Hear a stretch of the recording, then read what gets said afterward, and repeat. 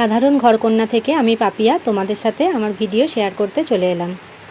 আমার আজকের রেসিপি সয়ারাজ, আর এই রেসিপিটি পুরোপুরি নিরামিষ একটি রেসিপি, আর এটা ঘরোয়া উপকরণ দিয়েই সকলে বানাতে পারবে। তো চলো রেসিপিটা আজকে তোমাদের সাথে শেয়ার করি।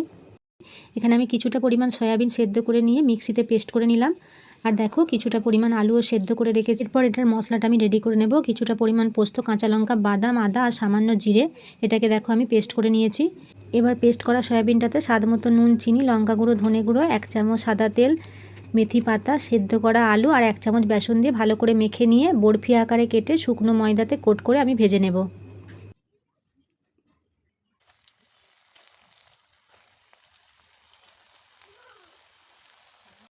এক সাইডটা ব্রাউন হয়ে গেছে, দেখো এবার অপর সাইডটা আমি উল্টে নিলাম।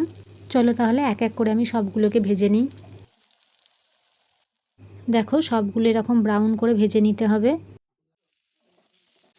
এরপর আমি তেলেতে হালকা আলুগুলো ভেজে নেব। তারপর তেলেতে দিয়ে দিয়েছি গোটা গরম মশলা, এরপর পেস্ট করে রাখা মশলাটা দিয়ে দিলাম। এরপর এটাতে আমি দিয়ে দেব কিছুটা সামান্য পরিমাণ লঙ্কার গুঁড়ো।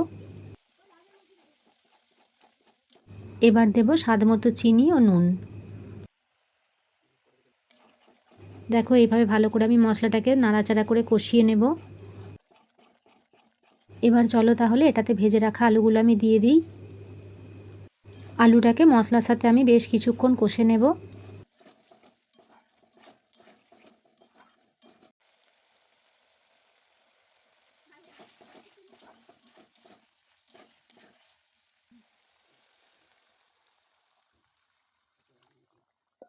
জলটা দিয়ে এবার এটাকে আমি বেশ কিছুক্ষণ ফুটতে দেব। এবার দেখো এখানে আমি কিছুটা পরিমাণ আমুল দুধ গুলে নিচ্ছি। এখানে আমি আমুল দুধটা ব্যবহার করছি গ্রেভিটাকে ক্রিমিনেস বানানোর জন্য। দেখো এটা ফুটে গেছে, এবার আমি সয়াবিনের বরফিগুলো দিয়ে দিলাম। এবার এটাকে গ্রেভিটার সাথে কিছুক্ষণ ফুটতে দেব।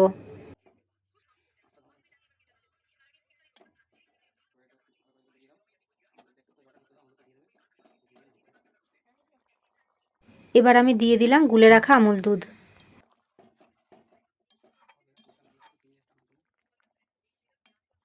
এবার আমি দেব কেটে রাখা কাঁচা লঙ্কা।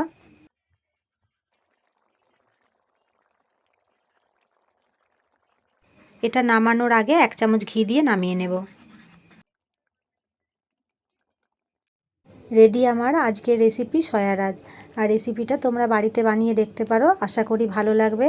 আর আমার রেসিপিটি তোমাদের সকলের কেমন লেগেছে অবশ্যই কমেন্ট করে জানিও। ভালো লাগলে একটা লাইক আর শেয়ার করে দিও। আজ তাহলে আসি।